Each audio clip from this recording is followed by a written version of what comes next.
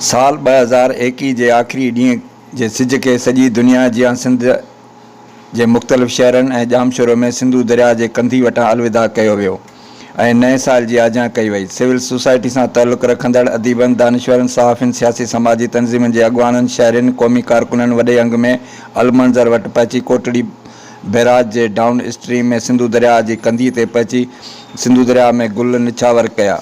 उन मौक़े ते ज़ुल्फ़कार क़ादरी, पुनल सारियो, ज़ुल्फ़कार हाले पोटो, जावेद सोज़हालाई, अब्बास खोसो, महेश कुमार, ज़फ़र अब्बासी, आज़ाद मीरवाई, जमील लिगारी, रोशन ब्रह्माणी, रबनवाज़ अबड़ो, इंजीनियर मंजूर चांडियो, सिकंदर मरी, अब्दुरऊफ़ रामू, दानिश मंजूर ऐं ॿियनि गुल निछावर करे सिंधु दरिया खे भेटा पेश कई।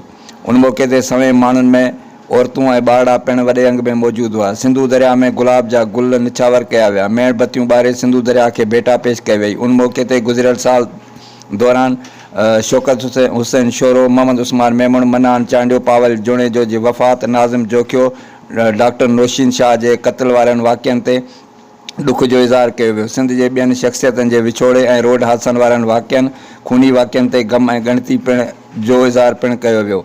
सिंध जे ख़ुशहाली, क़ौम जी सलामती, तरक़ी, अमन प्यार जी बहाली, दहशतगर्दी जे ख़ात्मे लाइ इज्तिमाही दुआ घुरी वई। उन मौक़े ते शरीक माण्हुनि, क़ौमी कारकुन